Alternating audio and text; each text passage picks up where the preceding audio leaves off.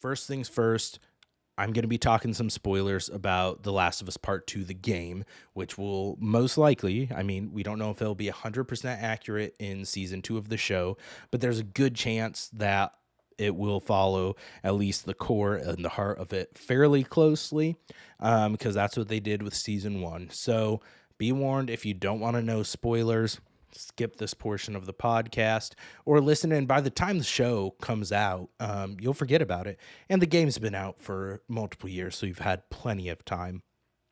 So I wanted to get on here because I've been talking about doing this for a while since season 1 of the show ended, which is probably got to be close to a year now. But I started replaying The Last of Us Part 2, the game, which when I played through it the first time, because I hadn't played part 1 when it came out, I played part 1, went right into playing part 2. I enjoyed part 2 better. A lot of people had a lot of thoughts differently, but I felt from a gameplay standpoint and even the storytelling standpoint, I enjoyed it more. I already gave multiple spoiler warnings, so you can't get mad at me at this point. But with Ellie's character being the primary antagonist of this, no, not antagonist, protagonist. Protagonist, English is important. Being the primary protagonist in this, I really like that, seeing that growth in her character from part 1 into this. So, a little summary of the game. If you have not played the game, and this is spoilers for what you can expect, the game opens up with a new character we haven't seen before, Abby. We're playing with her and a group of people. And they're nope, that's a lie. That's a lie. It's been a while since I played it. It opens up a brief prologue with Joel, then goes to Abby, then back to Joel, and then back to Abby for a little bit, which is basically just a prologue of the game, the first hour to 2 hours. And then it turns into you play as Ellie, because Joel gets murdered by Allie, and not Allie, holy shit, Abby and her group from Seattle. So they're hunting for Joel, and they're trying to take him out. Her group is. That's when we get introduced to her character. That's their mission. They're trying to find people. She ends up encountering Joel and Tommy as she's running away from a group of clickers. I started almost calling them walkers. It's been a while since I've been in the Last of Us universe, so apologies. And then they end up brutally murdering Joel in front of Ellie and then taking off. Ellie goes to Seattle to try to track her down, get her revenge, find out why they did that, and murder her and everyone that took part in murdering Joel. And then the twist in the games is there's a shift, and it jumps back in time a little bit where you play as Abby. It was very polarizing when the game came out. People did not want to be put in the shoes and then learn to sympathize with this character who brutally murdered Joel, who they had fallen in love with and played a 20-hour game with, living as him, and then for him to get brutally murdered in the first hour of the sequel, and then you have to play it as his murderer for part of the game. I didn't have as much of a problem with it. It was a very bold narrative choice, I felt like, and I ended up enjoying playing as Abby more and her story and learning more about her and what drove her than I did playing as Ellie. The big thing, Abby's motivation, is her dad is the doctor that Joel kills at the end of season 1 or part 1 of the game, the one that was going to do the surgery on Ellie to help create the antidote for everyone to try to save him from the virus that was going to, it was going to murder Ellie, which is why Joel goes berserker mode and kills the doctor, kills everyone else. Abby's dad was the doctor. So she's getting her, a little bit of revenge on Joel is what her mission is then. And so, another important note. Sorry, this is very disjointed, so if you just came here for this, I apologize. The part 2, the game, takes place 4 years after the end of part 1 or season 1, if we're going in the show. So, a big driving point in the themes in part 2 are anger, grief, regret, and loss. Those are the main things. And ultimately, I know we talked about this when I was doing my reviews of the series, is ultimately everything comes down to love. That's the main thing behind The Last of Us is love.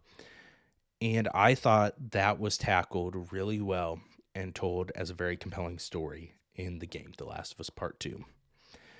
Now, some news on that.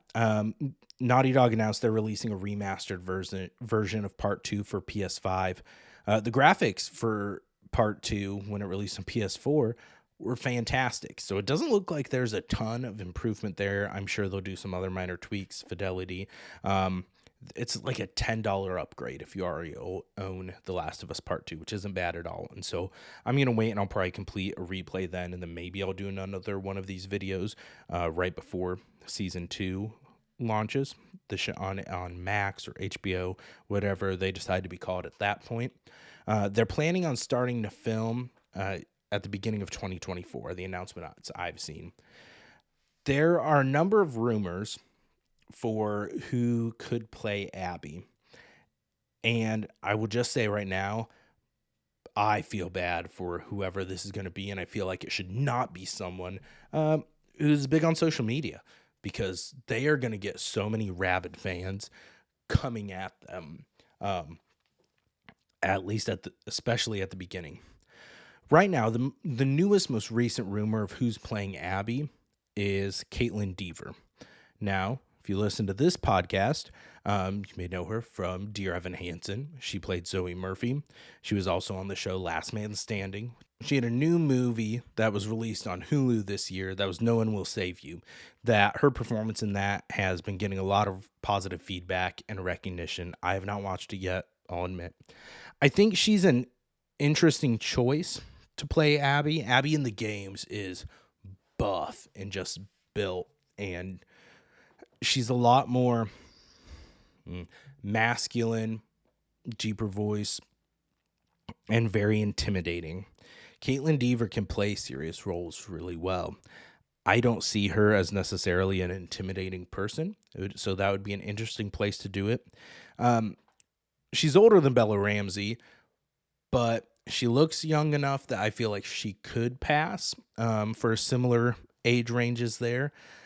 Some of the first rumors that came out of names being considered were Florence Pugh, who I feel like she's similar in age to Caitlin Dever and probably somewhat close to Bella Ramsey now, but I feel like she just looks too old for the part. I also can't necessarily picture her in that role as the menacing, intimidating person either. And then Shannon Barry is another common one in fan cast that was thrown around there. I'm not familiar with her work as much, but she starred in, I believe it's an Amazon Prime series, The Wilds. And I feel like she, out of those three actresses, she has the look of Abby down best. So we'll see who it ends up being. Like I said, I feel for them, especially for people who haven't played the games and don't know what they're walking into. Because like I said, in the games, Joel gets murdered so quickly into it. So it'd probably take place in like episode 1 or 2 of the show. And then the rest would be Ellie and Abby. So like I said, this game is a lot longer than part 1. And it's told from dual perspectives. It's told from Ellie's, it's told from Abby. So I was thinking as I was playing through, I'm like, what's a way that they could readapt this into the TV series and not make it so jarring? Like, you can't really in a TV series have it be where the first half of episodes are one character and then the second half is another. Especially when the second half would be Abby, the person who just killed Joel. I feel like viewership could tank and go down, and you could get people to turn on you really quickly there. So my prediction and my theory and suggestion for what it is that they take a lot of filler and fill in kind of what happened in those 4 years between the end of season 1 in the beginning of season 2, and then have season 2 essentially end when the prologue of the game ends. So I had kind of a breakdown that I typed up as I was playing the game on what I feel like. So in part 2 of the game, you play a number of flashbacks as still as Ellie, but with Joel during either their initial trip to Seattle. Was it in Seattle? Their initial trip when they're going to find the Fireflies, and then in between there, when Joel wipes out everyone, tells Ellie that her immunity cannot be turned into a cure. So from that, and then the 4-year jump to where this game picks up. How I feel like they should do. Oh, another thing, part 2 introduces a number of new characters. One's Dina, who's Ellie's kind of on again, off again girlfriend. It's in it at. And people were predicting, they thought they saw Dina in the one scene in episode 1 when she's at Jackson with all of the, not the Fireflies. Are they Fireflies? Whatever Tommy's people are called. This is really bad. If you came here for expert analysis, I apologize. It's not. That's not what this podcast is at all. It's more just random bullshit into a mic. But I think what they'll end up doing, because Pedro Pascal as Joel was so beloved, and he did such a good job embodying that character in season 1, at least in my opinion. I think they will keep him around for almost all of season 2. I think it would be good, because they've also said they're not going to get too far ahead of the games. They want to tell this story right. And they've said that they know that part 2 is bigger. It's more than just one season. I think what they should do is they should have season 2 be primarily flashbacks, build more on Joel and Ellie's relationship. This gives you more time with those characters and to dive into some of the themes. Potentially positive or negative, it is going to make it even that much more impactful and suck and brutal when Abby kills Joel.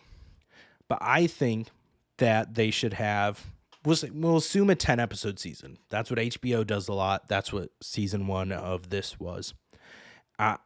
I think they should do flashbacks the majority of the game, have Joel and Ellie's conflict that they have, because like they have a rocky relationship at the start of part 2, and you learn it more in flashbacks, partially because she doesn't believe what Joel had told her about finding the cure, her being the only one, and just in general, the weight that she has and some other issues that her and Joel are not in the best place. So I think you could develop that out. It also gives Bella Ramsey time to get a little older and age up for how kind of a little more mature and weathered Ellie has grown by the time of the second game and this second season. The older, more mature Ellie that's a little more hardened. So I think you have their conflict in it. You have that play out. You give Dina and Jesse, Jesse's another main character in the game that is from Jackson. You give them some more character development moments. And then I think you don't introduce Abby until episode 8. And you have episode 8 be entirely focused on her character and the other Western Liberation Front wolves from Seattle. You have it focus on them and their trip from Seattle to try to find Joel. You don't give away too much about that, but you have where they're coming up on Jackson, kind of like the game opens up if you played the game. I think that kind of standalone episode introducing that character, it would be kind of similar to the Bill episode in season 1, where it's only going to tangentially cross over, and you just jump right into a new character, get thrown in there. That way they're building not necessarily goodwill with the character, because it's never explicitly stated. When you first introduce her to her, you don't know that she's looking for Joel in the game. They're just trying to find someone. If you could put 2 and 2 together, it's fairly clear. But She just seems like she's on a mission and dedicated. So you introduce that to her, and you have episode 8 end with Abby meeting up with Joel and Tommy like she does in the game when they're running away from the horde of infected.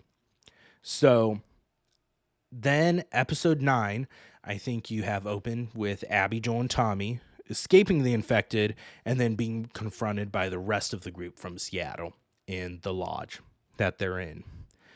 And you go back and forth between that and Ellie out looking for Joel and Tommy.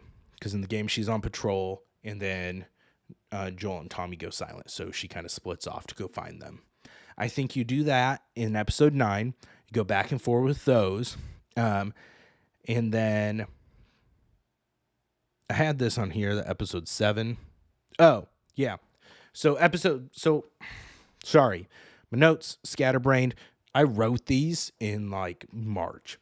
So I said episode 8 is the Abby episode. I think the episode before that should end. So episode 7 with Ellie, Dina, Jesse, they have a confrontation when they're out on patrol because Dina and Ellie go sneak off and find a place with weed and they're smoking and fucking. And Jesse catches them when they're supposed to be on patrol. Not too pleased, and he tells them that Joel and Tommy have gone missing. So I think that's how episode 7 ends. Episode 8 begins with Abby and the Seattle crew out traveling. You get to meet those characters a little bit more. Abby, Owen, all the rest of that gang.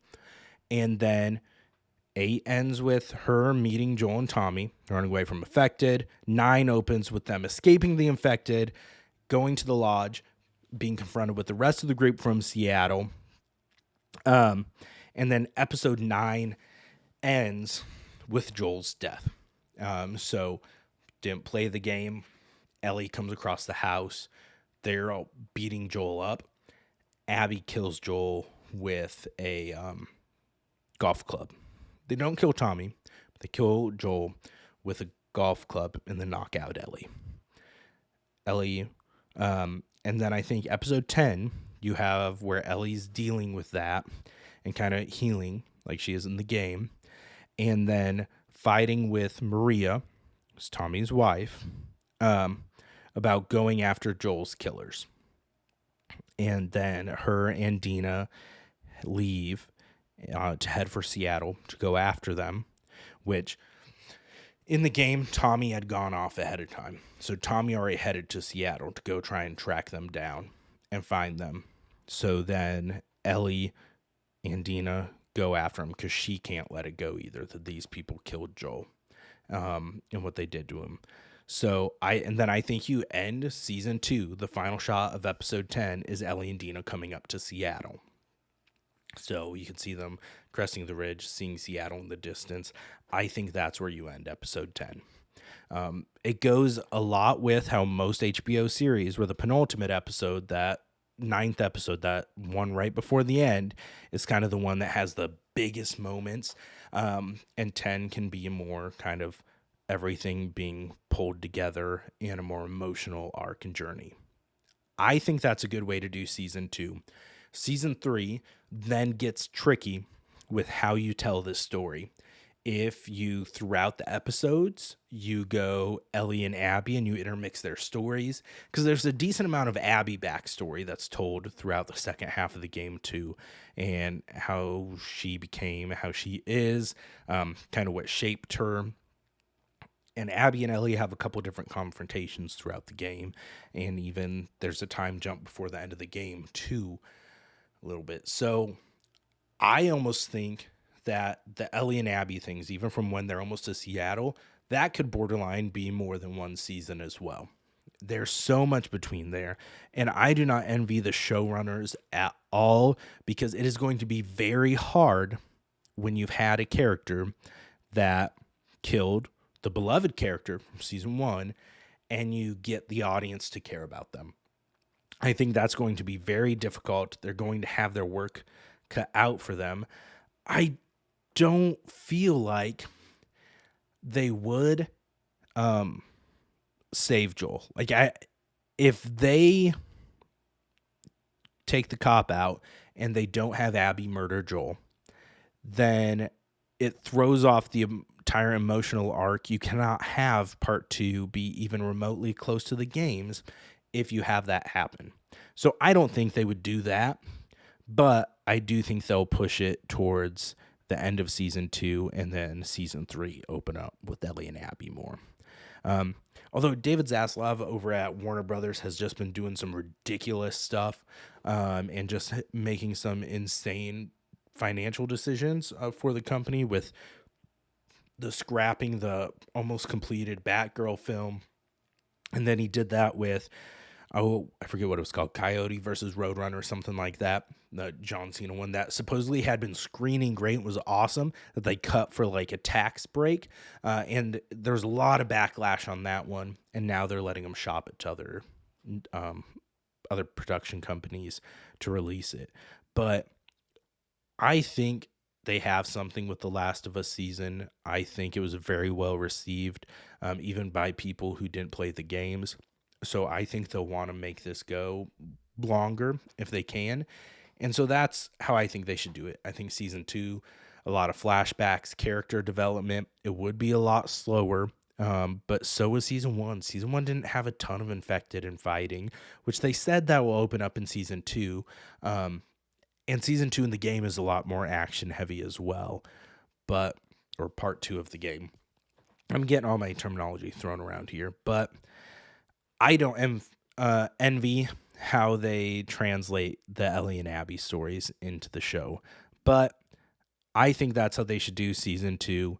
Comment below what you think. If you played the game, if you're on my side, if you think they should just jump in and try to fit all of part two, the game, into one season, or what's your prediction? I wanted to get this out here partially because I'm selfish, because if my predictions are correct, then I'm just going to do a victory lap on here and be annoying. But those are my predictions for The Last of Us season two. And there's a little bit of a brief overview if you were dying to know what happened and you didn't play the game.